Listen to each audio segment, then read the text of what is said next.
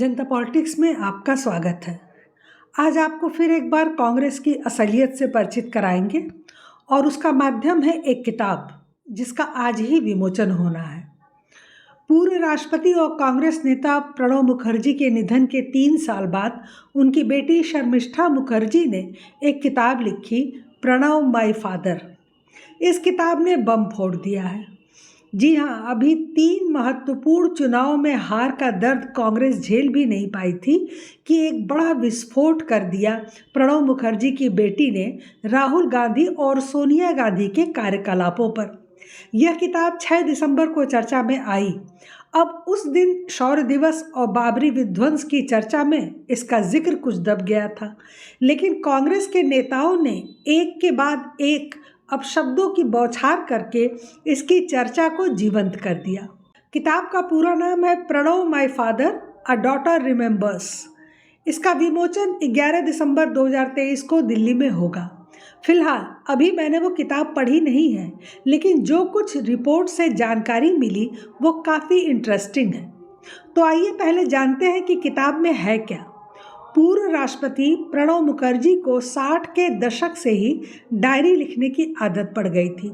प्रणब मुखर्जी की बेटी शर्मिष्ठा के अनुसार उनकी किताब डायरी में लिखी हुई बातों पर आधारित है। न केवल डायरी बल्कि पिता के साथ हुई बातचीत का जिक्र भी इस किताब में किया गया है। इस किताब में कांग्रेस का कच्चा चिट्ठा है, जिसके लिए प्रणब मुखर्जी की डायरी के हिस्सों को भी जोड़ा गया है। रूपा पब्लिकेशन से आई ये किताब आते ही सुर्खियों में है। शर्मिष्ठा ने पिता के हवाले से बताया है कि वे राहुल गांधी को अपरिपक्व नेता मानते थे। हालांकि अगर वे जिंदा होते तो उनकी भारत जोड़ो यात्रा की प्रशंसा भी करते। किताब में एक जगह राहुल को अपरिपक्व नेता बताते हुए लिखा गया है कि वे कई बार महत्वपूर्ण मीटिंग में नहीं जाते थे, किसी बात को गंभीरता से नहीं लेते हैं। 25 मार्च 2013 को एक दौरे के दौरान प्रणब ने कहा कि राहुल गांधी बहुत विनम्र हैं और विविध विषयों में रुचि रखते हैं, लेकिन एक विषय से दूसरे विषय पर बहुत तेजी से आगे बढ़ते हैं। मुझे नहीं पता कि उन्होंने कितना सुना और कितना आत्मसात किया।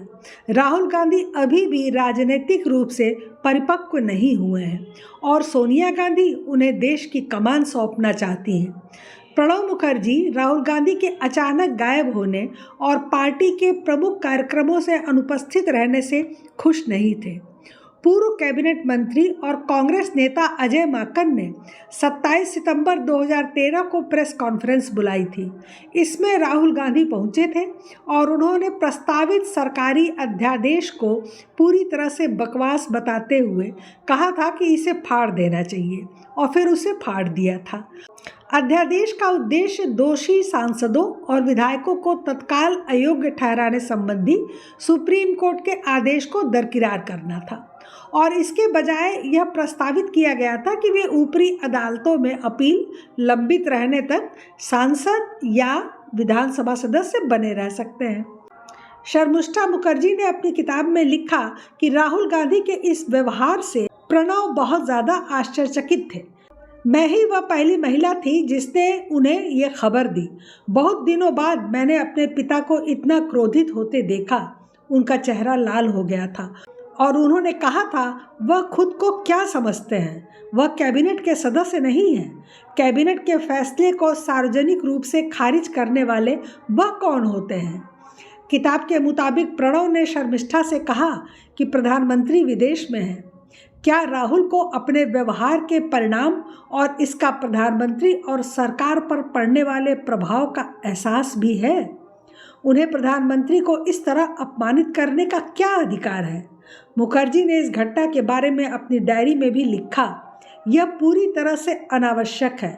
उन्हें खुद के गांधी नेहरू परिवार का होने का बहुत घमंड है। प्रणब ने शर्मिष्ठा से कहा था, राहुल का यह व्यवहार कांग्रेस के लिए ताबूत में आखिरी कील है। पार्टी के उपाध्यक्ष राहुल ने सार्वजनिक तौर पर अपनी ही सरकार के प्रति ऐसी उपेक्षा दिखाई थी, तो लोग आपकी पार्टी को फिर से वोट क्यों देते? शर्मिष्ठा के मुताबिक उनके पिता ने यह भी बताया था कि Rahul Gandhi all India Congress committee के कई प्रोग्राम्स में नहीं आते थे। ऐसा क्यों होता था यह नहीं पता। शर्मिष्ठा ने राहुल और उनके परिवार को लेकर उनके पिता की आलोचनात्मक टिप्पणियों का जिक्र किया है। एनडीटीवी के मुताबिक शर्मिष्ठा ने बताया कि एक दिन प्रणव मुगल गार्डन, जो कि अब अमृत उद्यान है, उसमें मॉर्निंग वॉक कर रहे थे। राहुल उनसे मिलने आए। मेरे पिता को पूजा और मॉर्निंग वॉक के दौरान किसी से मिलना पसंद नहीं था। हालांकि उन्होंने राहुल से मिलना तय किया, लेकिन बात यह नहीं थी। असल में राहुल का प्रणव से मुलाकात का समय शाम को तय था, लेकिन राहुल के ऑफिस ने उन्हें गलती से सुबह का वक्त बता दिया। शर्मिष्ठा ने इस बारे में एक एडीसी से बात भी की थी।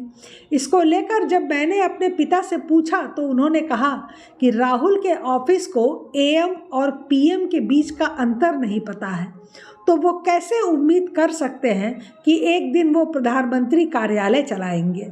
शर्मिष्ठा ने लिखा, प्रणव ने बताया था कि राहुल 28 दिसंबर 2013 को कांग्रेस के स्थापना दिवस पर होने वाले झंडा वंदन कार्यक्रम में नहीं आए थे।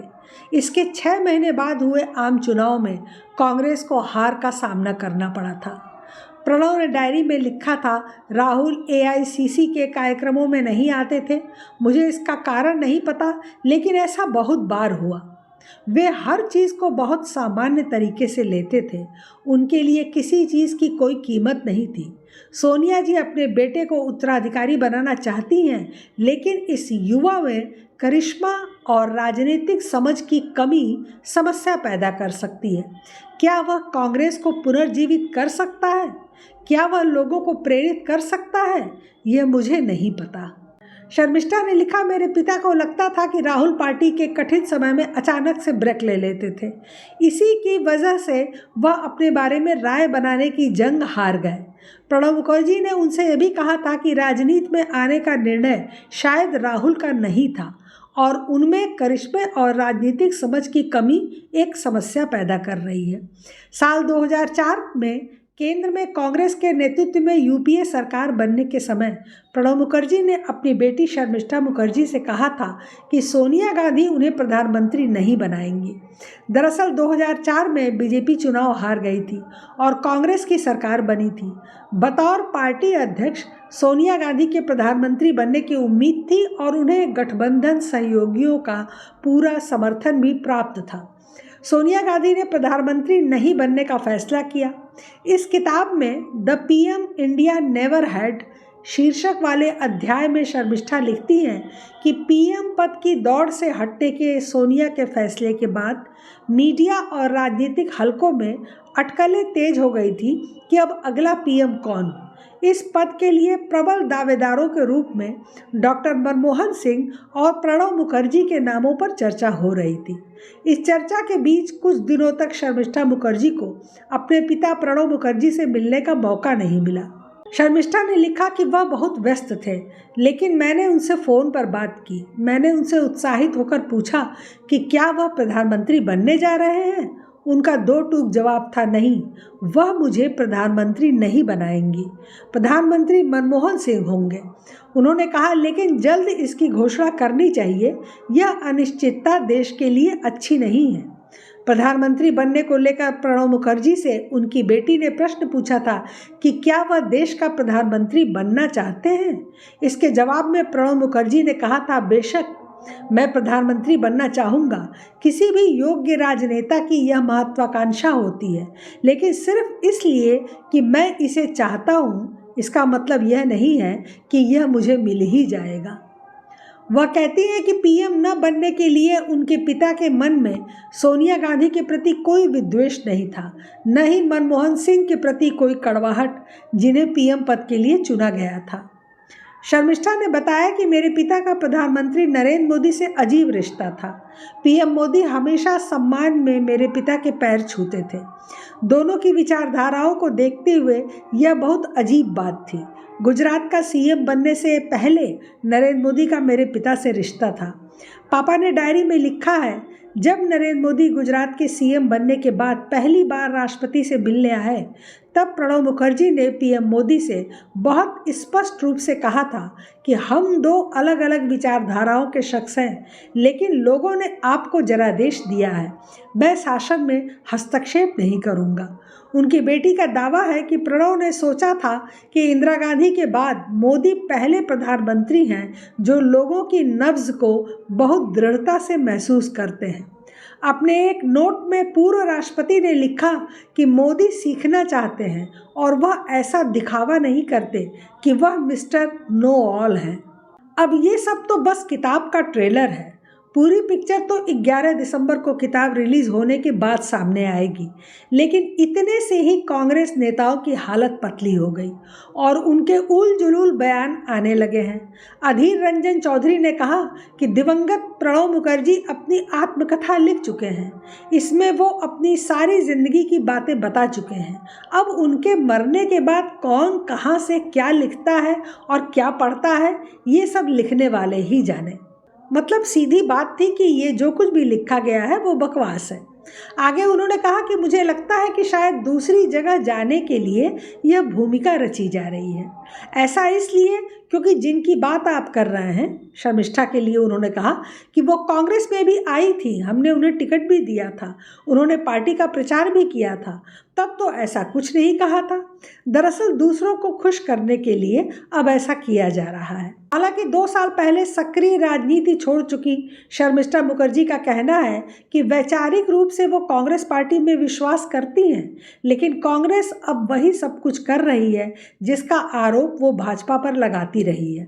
उन्होंने कहा कि कांग्रेस का आलाकमान ऐसे किसी भी व्यक्ति को बर्दाश्त नहीं करता जो अपने से अलग विचार रखता हो। उन्होंने कांग्रेस आलाकमान और उसके समर्थकों पर असहिष्णुता का आरोप मढ़ा।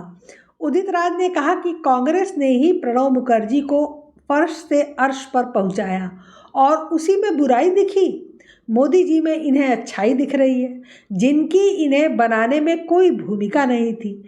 इसे कहते हैं कि जिस थाली में खाया और उसी में छेद कर दिया। कांग्रेस की गलती रही थी कि जिसका कोई वोट बैंक न हो उसे अर्श तक पहुंचाया। बड़े काबिल थे तो बंगाल में कांग्रेस को खड़ा कर दिए होते प्रणब मुखर्जी।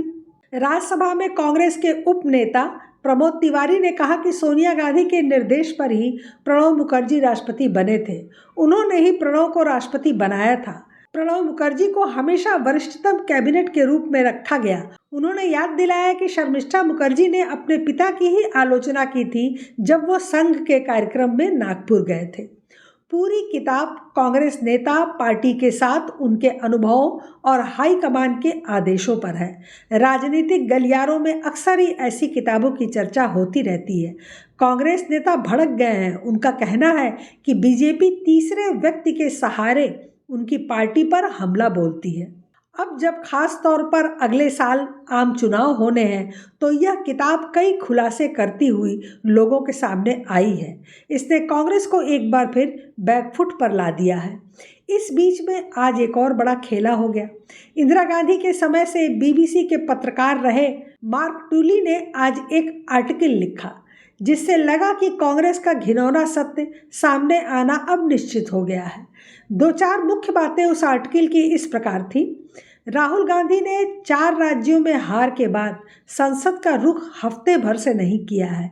राहुल गांधी का आचरण एक स्थापित लोकनायक नेता की तरह नहीं है।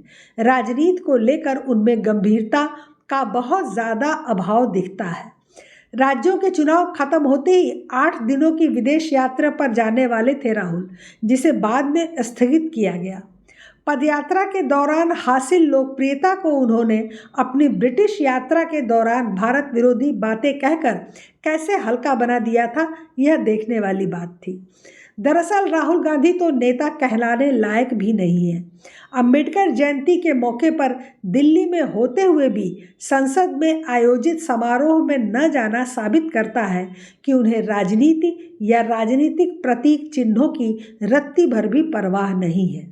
अब ये सब बातें कोई और नहीं बल्कि राहुल गांधी की दादी के ज़माने में चर्चा में रहे मार्क टली ने लिखा है। तो क्या मार्क टली भी अब बीजेपी के पेरोल पर आ गए हैं? कांग्रेस की ट्रोल आर्मी तो अब ये भी दावा कर सकती है। एक हफ्ते बाद भी राजस्थान, मध्य प्रदेश और छत्तीसगढ़ में हार के बावजूद कांग्रेस की समीक्षाएं बंद दरवाजों के अंदर चुने हुए नेताओं के सामने ही हो रही हैं। कार्यकर्ताओं के सामने पार्टी के बड़े चेहरों ने कुछ भी नहीं कहा। ईवीएम को दोष देने और कोसने की पुरजोर कोशिश के बावजूद तथाकथित बढ़े हुए जनादेश के पीछे छुपने की कोशिश जारी है। ऐसे में तीसरी बार मोदी सरकार के चुने जाने की गारंटी में दम तो बहुत दिखता ही है। तो आने वाले चुनाव पर इन सब बातों का क्या असर होगा, यह देखना दिलचस्प होगा। पहले 3 राज्य हारने का दर्द, फिर कांग्रेस सांसद धीरज साहू के घर से 400 करोड़ कैश बरामद होने का झटका, और अब शर्मिष्ठा मुखर्जी की ये किताब और मार्क टुली का आर्टिकल, सब कुछ एक हफ्ते के ही अंदर। किसी की भी धड़कन बंद हो सकती है इतने आघातों के बाद। लगता है अब कांग्रेस मुक्त भारत की ओर अग्रसर हो रहे हैं हम। वैसे तो चुनाव परिणाम पहले से ही घोषित हैं, लेकिन यह किताब और घोटाला कांग्रेस की दुर्दशा में कुछ वृद्धि तो अवश्य ही करेगी, यह लिख कर रख लीजिएगा। फिलहाल आज के लिए बस इतना ही।